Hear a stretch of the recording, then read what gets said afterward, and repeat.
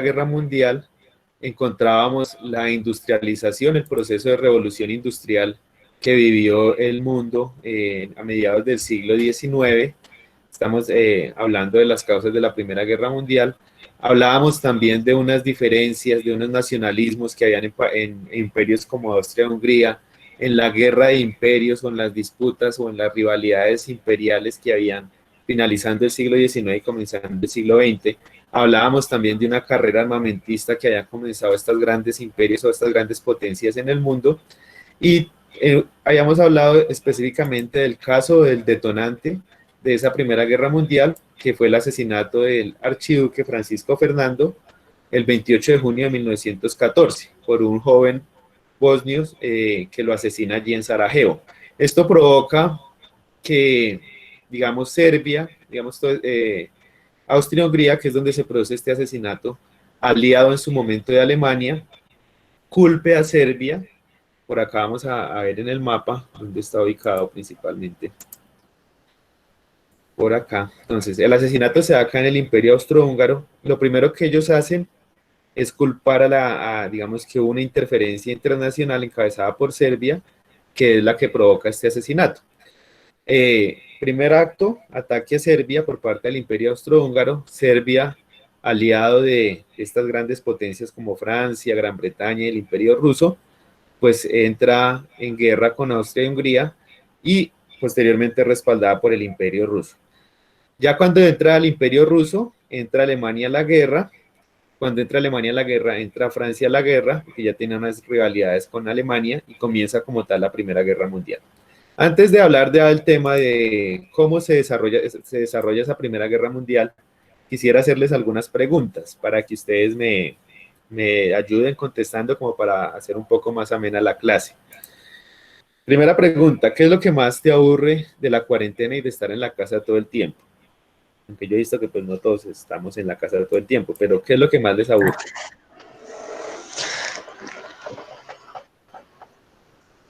No sé. De pronto que no poder viajar, muy bien, Dalila.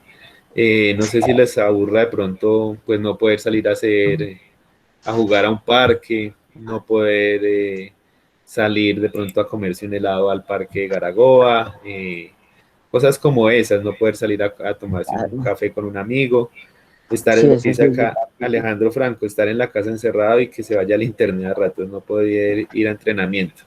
Todas esas cosas los aburren. Llevamos apenas, pues digo yo apenas, aunque es mucho tiempo, llevamos cerca de 6 meses digamos, en todo este tema de la pandemia y de que los estudiantes deben estar en su casa. 6 meses, para nosotros es mucho.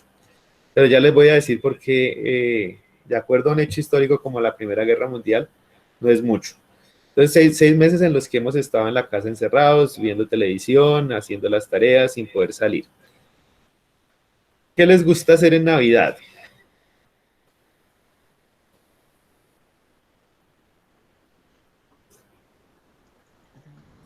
Alina nos dice compartir en familia. A mí también, digamos, me parece que lo mejor de la Navidad, una de esas cosas que uno más disfruta es que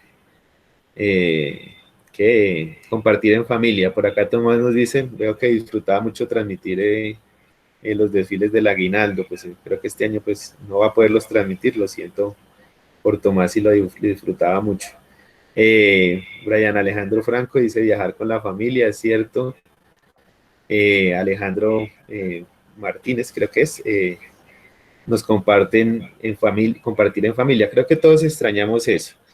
Y bueno, y con todo este tema de la pandemia también está muy a la deriva o muy a la expectativa de lo que será pues el tema de la Navidad de este año. Siguiente pregunta.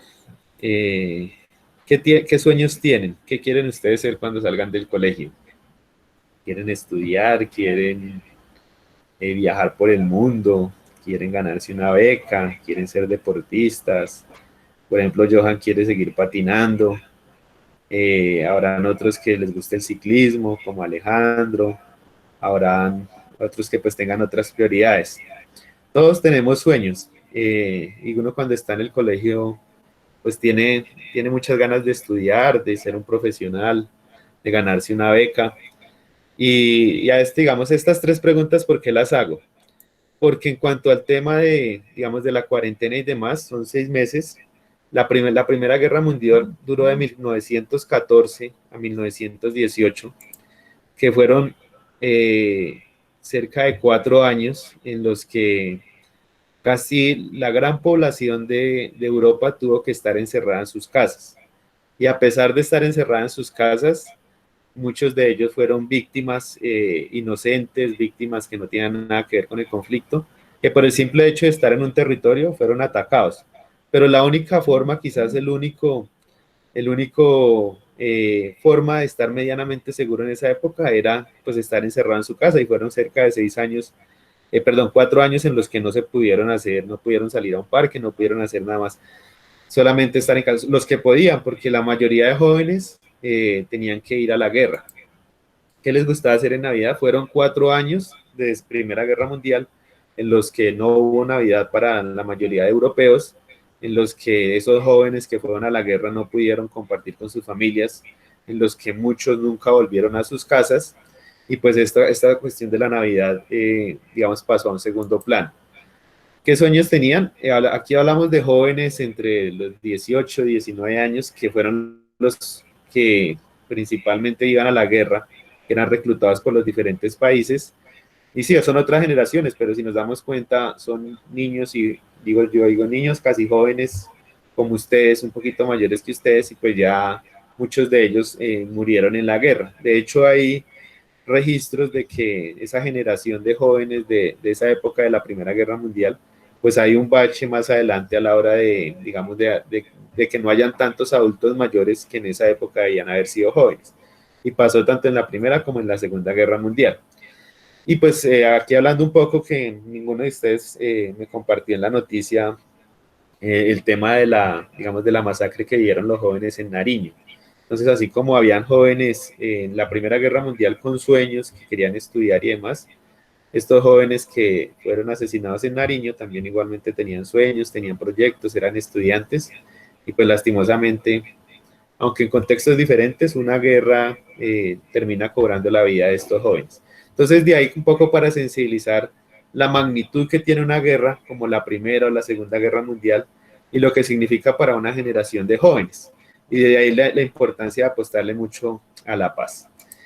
Volviendo entonces al tema, comienza la Gran Guerra en 1914. Hablábamos que se le denomina Gran Guerra por la participación de grandes potencias europeas como el Imperio Ruso, el Imperio Alemán, el Imperio Austrohúngaro, el Imperio Británico, Francia y posteriormente Estados Unidos. En su momento no se le llama Primera Guerra Mundial porque no había una Segunda Guerra Mundial para poderlas diferenciar. Hasta el momento fue la Gran Guerra.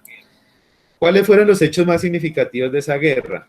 Datos, digamos, importantes que resaltar. Algunos registros hablan de 10 millones de muertos, hay otros que hablan de 8 millones de muertos, más de 20 millones de heridos. Si hacemos cuentas entre 20 millones y 10 millones, eso nos da 30 millones, que es un país completo prácticamente. Colombia tiene cerca de 50 millones de habitantes y es uno de los países más grandes, digamos, de Sudamérica en cuanto a población, pero países como Chile, que tienen, creo que son 17 millones, otros países que tienen 10, 20 millones de habitantes. Entonces, si nos damos cuenta en términos generales, la cantidad de muertos o lo sangriento que fue la Primera Guerra Mundial es muy significativo en cuanto al número de vidas que se perdieron. Entonces, la guerra se disputa en dos frentes, el frente occidental y el frente oriental. En el frente occidental encontramos todo lo que es la frontera entre Francia, si vamos al mapa de Europa, voy a devolverme por acá un poquito para mostrarles nuevamente el mapa. Si vamos al mapa de Europa, el frente oriental, perdón, occidental, es ese que se disputa en toda esta línea de frontera entre Francia y Alemania.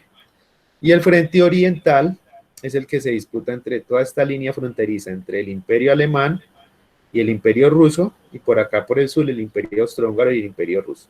Entonces son dos líneas, si queremos decir dos líneas imaginarias, por este lado frente occidental y por este lado frente oriental.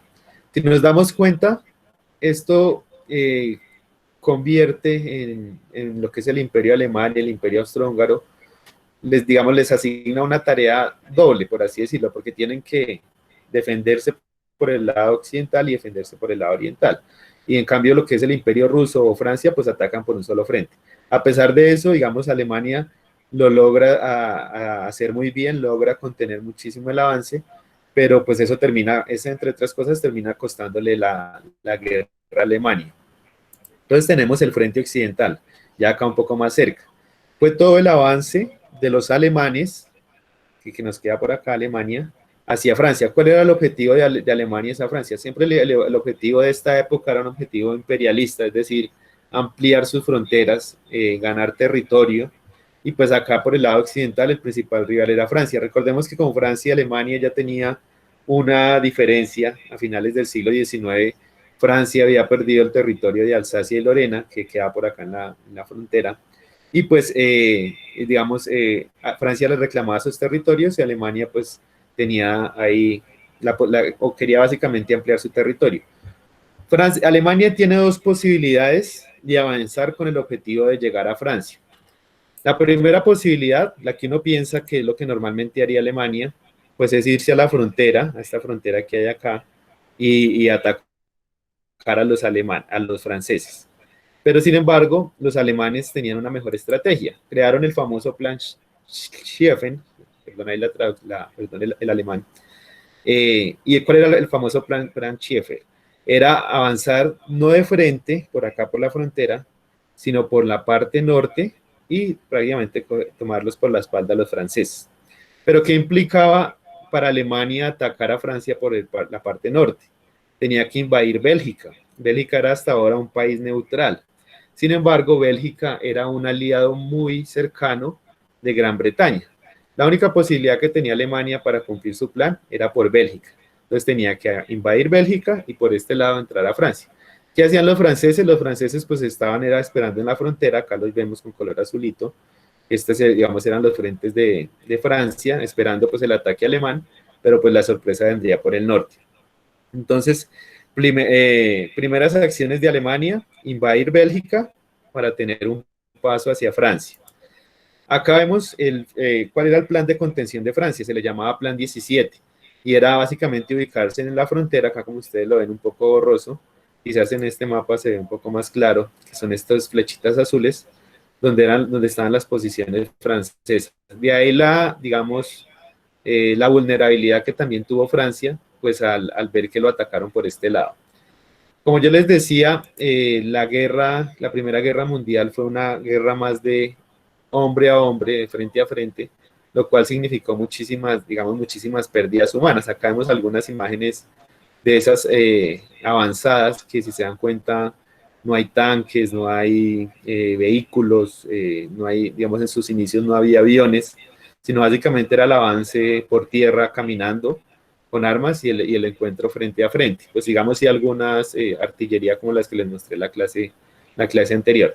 La primera batalla que se disputa entre alemanes y franceses, o alemanes y los de la Triple Entente, que era esa alianza que tenía Francia con Gran Bretaña y Rusia, se da en septiembre de 1914, y es la famosa batalla de Marne, y que digamos, acá la vamos a ver en el mapa, en este mapita, la batalla de Marne. Acá esta batalla de Marne se da ya posterior, o sea, Alemania ha logrado avanzar, ha logrado invadir Bélgica, y ya acá en esta parte se da el primer enfrentamiento.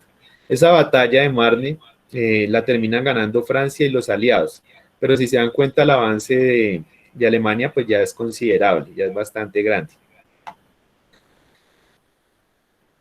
¿Qué utiliza? O bueno, al ver esta contención que hacen acá los aliados de Francia, Alemania decide involucrar en la guerra un arma que hasta el momento no había sido tan utilizado, que no era utilizada.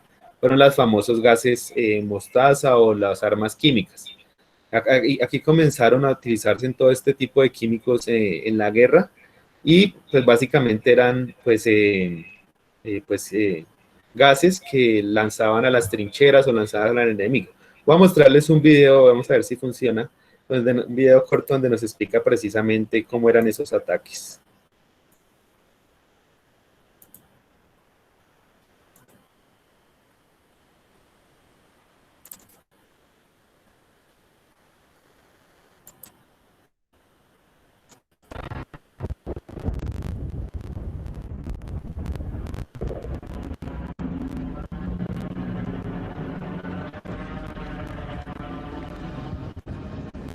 La batalla parece ser interminable.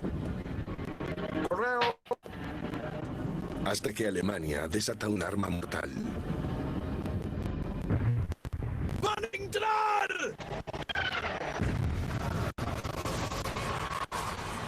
¡Gas! ¡Muévanse! ¡Muévanse! ¡Vamos! ¡Muévanse! ¡Vamos!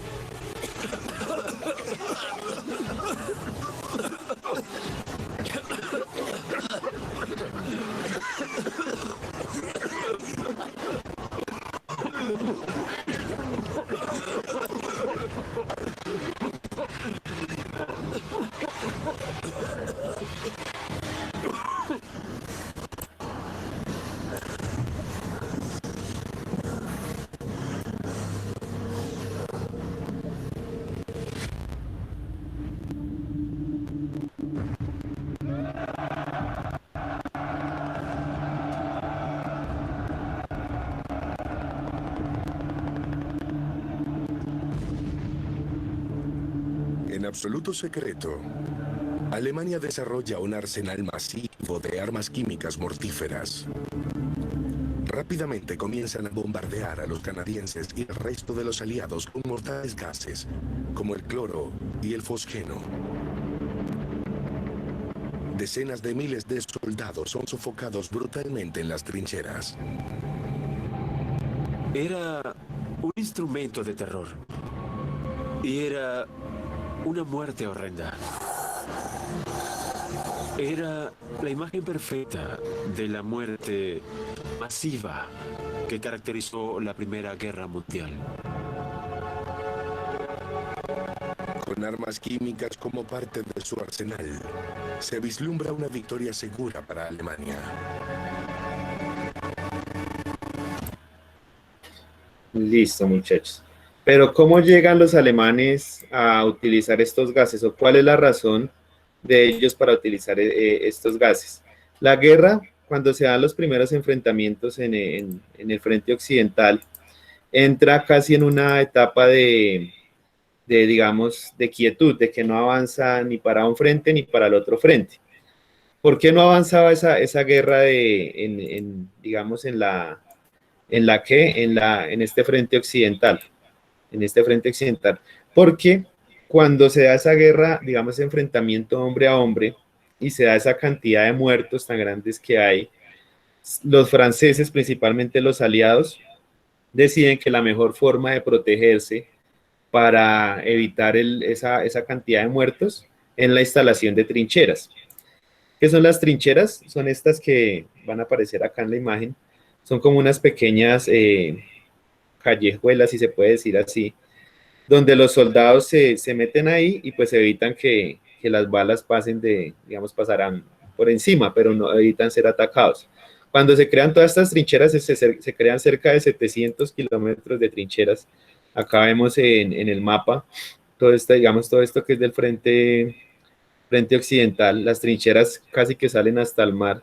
Entonces es una línea de trincheras donde la guerra no avanza para ningún lado. ¿Y qué tienen que hacer los alemanes? Pues buscar la forma de debilitar al enemigo. ¿Y cómo lo hacen? Lanzándole a estas trincheras los famosos gases mostaza. Les voy a mostrar otro video de cómo, digamos, cómo se construyen y cuál es el objetivo de esas trincheras.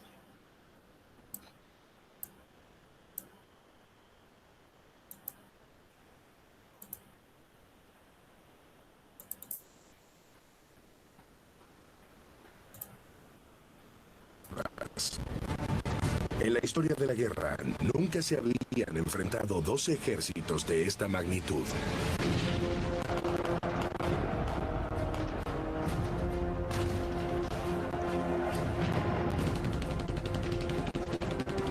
Cuando echas un vistazo a la Primera Guerra Mundial, todo se centra en ametralladoras y todo tipo de nuevos artefactos de matanza. Es el comienzo del siglo XX, como una nueva era tecnológica. Ya no se trata de hombres a caballo, se trata de una guerra a motor. El avanzado arsenal convierte el conflicto en una masacre. Asesinan a 230 hombres cada hora.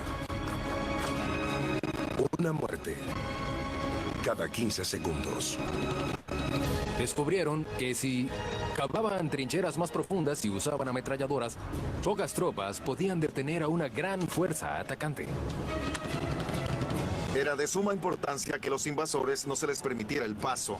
De esta manera aparecieron las trincheras y finalmente se extendieron a través de todo el Mar del Norte. Desde octubre a noviembre de 1914 vimos una línea de trincheras cruzando 700 kilómetros desde el Mar del Norte hasta Suiza. Las trincheras cubrieron más de 40.000 kilómetros. Si se colocaran a lo largo, su longitud rodearía la Tierra. Pronto después que comenzara la guerra, ambos partidos se dieron cuenta de que podían atrincherarse y así impedir que un bando desplazara al otro. Podrían hacerlos retroceder tan solo un poco, significando un costo horrendo. Como resultado, la guerra quedó estancada en el norte de Francia.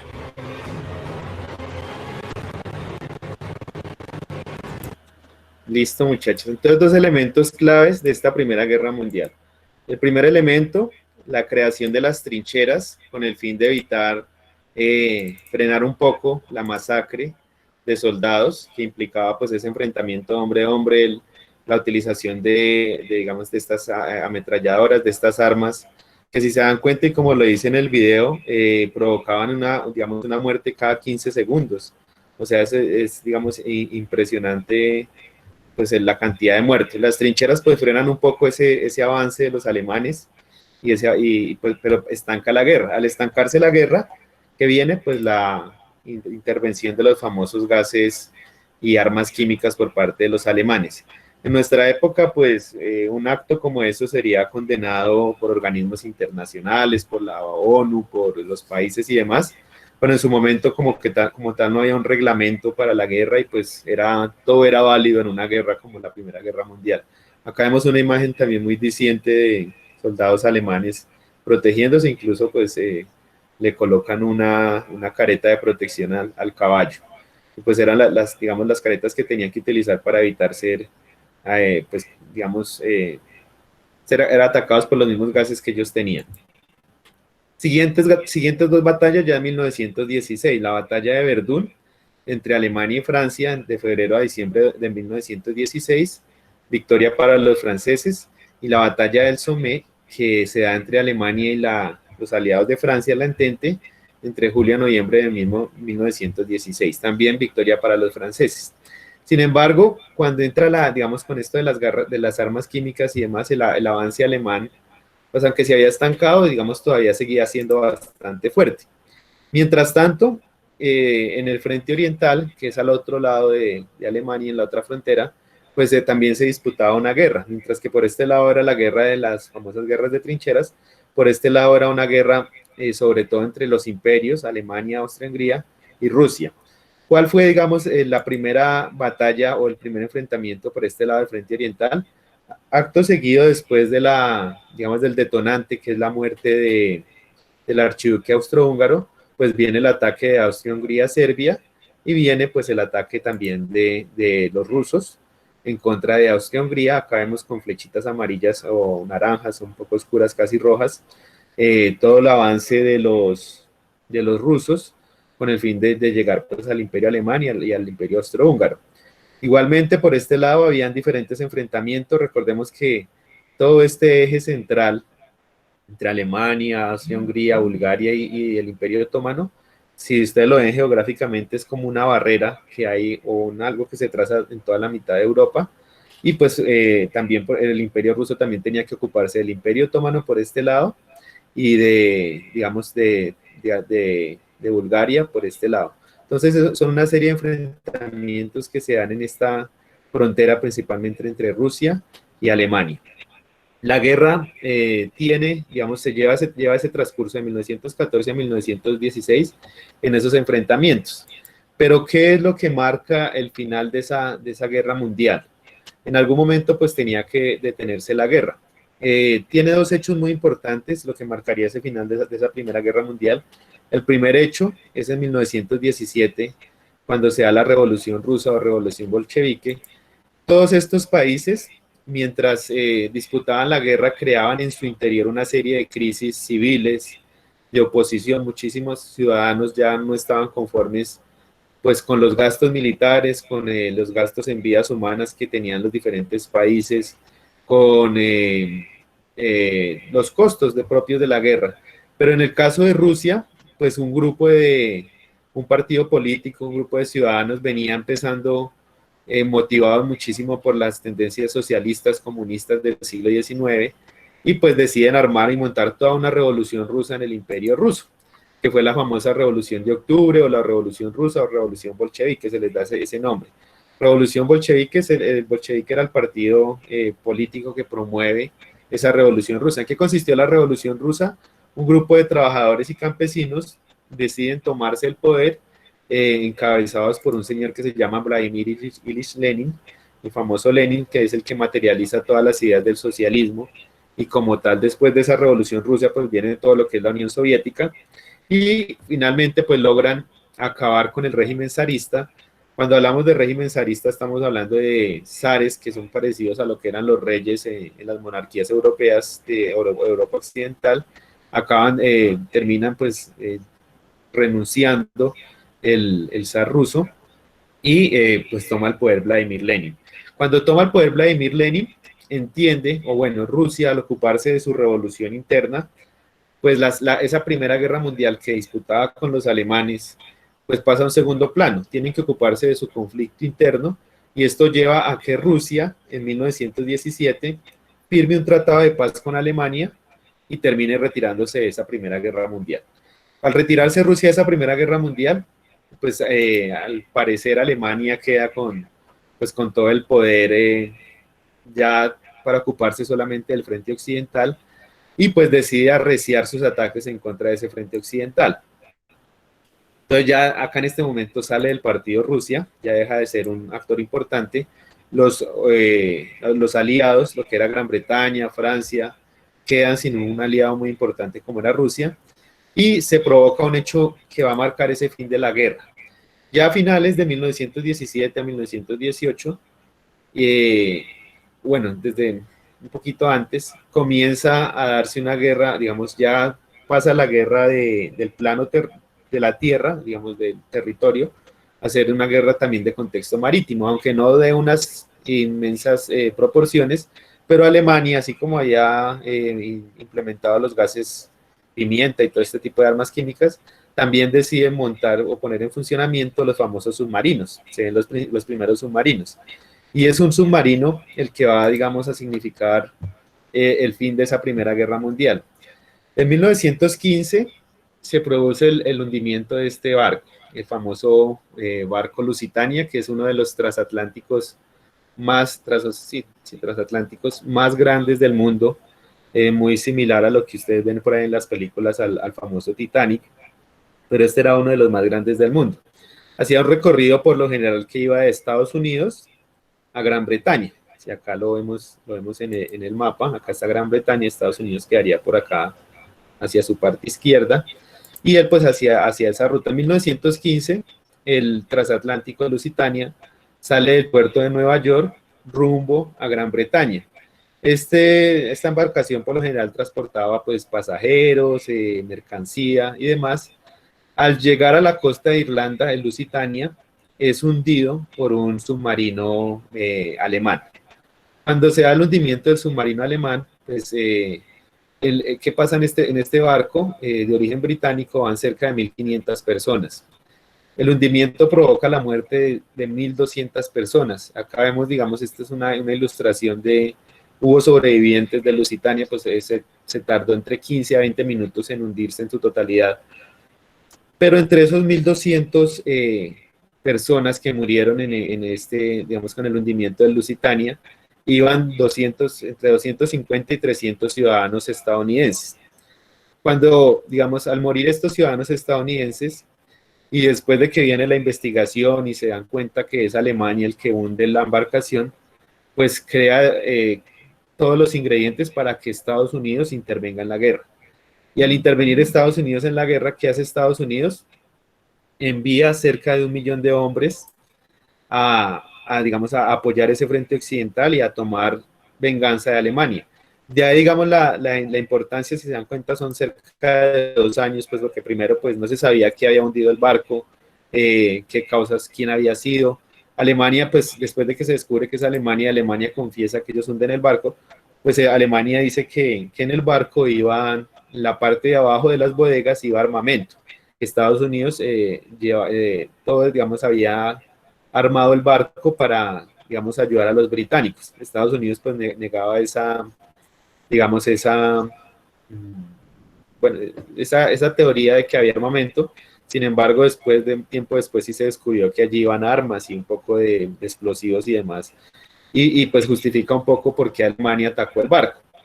Pero, digamos, al haber ofendido o al haber asesinado a estos ciudadanos estadounidenses, este país, Estados Unidos, pues interviene en la guerra con cerca de 1 millón de hombres y eso se convierte en el determinante para finalizar la guerra. Ya con este 1 millón de hombres avanzando desde esta parte, desde Francia, mira que participación de Estados Unidos, pues ya obviamente va a ser mucho más poderoso el frente occidental y terminan arrinconando a Alemania. Esto significaría ya pues, la rendición de Alemania en 11 de noviembre de 1918. Voy a mostrarles una pequeña parte de un video de cómo se hunde ese Lusitania, esa embarcación. Vamos a ver si...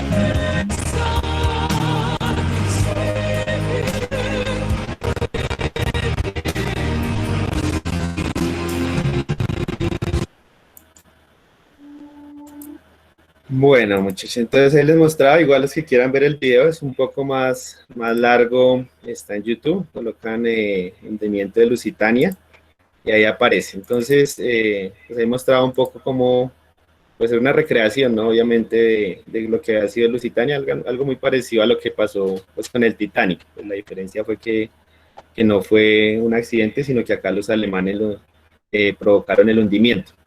Y pues finalmente, entonces ya finaliza así la Primera Guerra Mundial, Alemania termina rindiéndose, tiene que pagar unas consecuencias bastante graves, es castigado, pierde territorio, es castigado económicamente, Alemania se le coloca una multa que solamente hasta el 2010, hace apenas 10 años, terminó de pagar por los daños causados en esta Primera Guerra Mundial.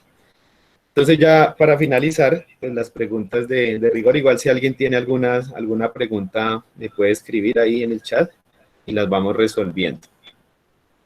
Primera pregunta, ¿quiénes lucharon en el frente occidental? Alemania, Serbia, Rusia y el Imperio Otomano. B, Alemania, Francia. C, Alemania, Francia y Bulgaria. D, Rusia y Gran Bretaña. ¿Qué dicen ustedes?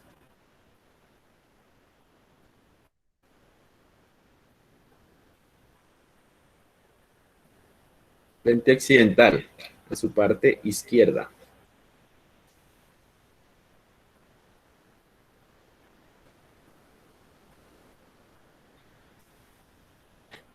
Vamos por acá al mapita.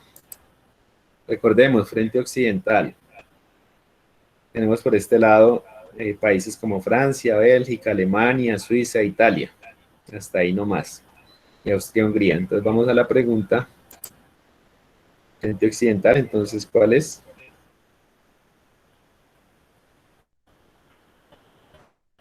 Específicamente en el frente occidental se disputaron o se enfrentaron Alemania contra Francia.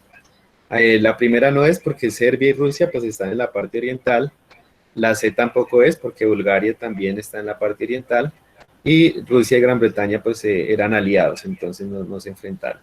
Entonces muy bien a los que respondieron la B. Siguiente pregunta, ¿quiénes lucharon en el frente oriental? A, los mismos países, Alemania, Serbia, Rusia y el Imperio Otomano. B, Alemania y Francia. C, Alemania y Gran Bretaña. D, Rusia y Gran Bretaña.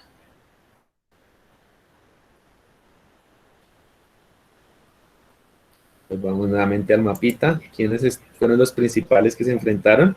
El Imperio Ruso, el Imperio Alemán, pues también estaba Hungría o Bulgaria. Pero ¿cuáles son las opciones que nos da la pregunta? Alemania, Serbia, Rusia y el Imperio Otomano. De Alemania y Francia. Empezamos a descartar Alemania y Francia, no es porque pertenecen al bloque occidental, al frente occidental. Alemania y Gran Bretaña también hacen parte del frente occidental. Y Rusia y Gran Bretaña no se enfrentaron porque eran aliados. Entonces, en esta parte, la respuesta correcta era la Alemania, Serbia, Rusia y el Imperio Otomano. El Imperio Otomano es el que queda acá. Pues muy bien los que respondieron la A. Siguiente pregunta. ¿Cuál era la finalidad de las trincheras? A, buscar una salida al mar. B, sembrar explosivos. C, protegerse de ataques aéreos. D, protegerse de ataques terrestres. Muy bien, así era. D, protegerse de ataques terrestres. Era evitar una mayor cantidad de muertos que provocaba el enfrentamiento hombre a hombre de la Primera Guerra Mundial. Siguiente pregunta, muy bien a los que respondieron ahí la D. Siguiente pregunta, ¿qué lleva a la intervención de Estados Unidos en la guerra? A, la cantidad de muertos lo anima a ingresar a la guerra. B, buscaba la paz. C, la guerra submarina lo llevó a intervenir. D, quería apropiarse del territorio alemán.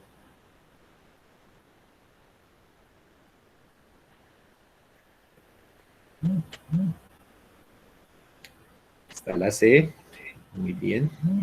Efectivamente, ¿qué lo lleva a Estados Unidos a intervenir? La guerra submarina. Y va a ser un hecho fundamental, el hundimiento del barco Lusitania, el transatlántico, en manos o causado por un submarino alemán. Entonces, en este caso era la C. La D, que quería apropiarse del terreno alemán, pues sí. pero no, digamos, el principal objetivo fue ese hundimiento de Lusitania, la guerra submarina que comenzaba. Última pregunta, esta es un poco más complicada. Sucesión de hechos correcta. A, hundimiento de Lusitania, inicio de la guerra, victoria de Estados Unidos. B, inicio de la guerra, ingreso de Estados Unidos, hundimiento de Lusitania. C, muerte del archiduque austrohúngaro, inicio de la guerra, ingreso de Estados Unidos y derrota alemana. D, muerte del archiduque austrohúngaro, revolución rusa, hundimiento de Lusitania y derrota alemana.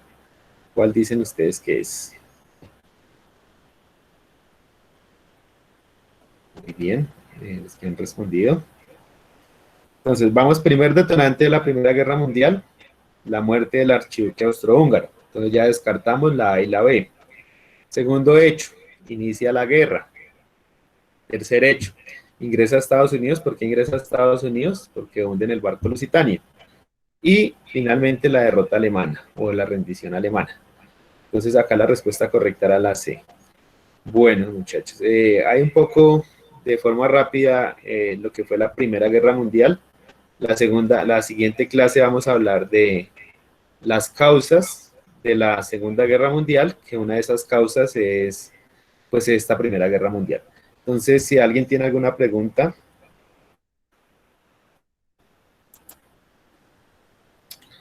No, listo, entonces espero pues hayan aprendido algo nuevo y nos veremos entonces dentro de 8 días. Si tienen dudas con la guía, igualmente, si tienen dudas con sus notas, me pueden escribir al WhatsApp personal y con gusto se las respondo. Entonces, que tengan un buen día todos y que disfruten su martes. Hasta luego, muchachos. Chao, muchachos.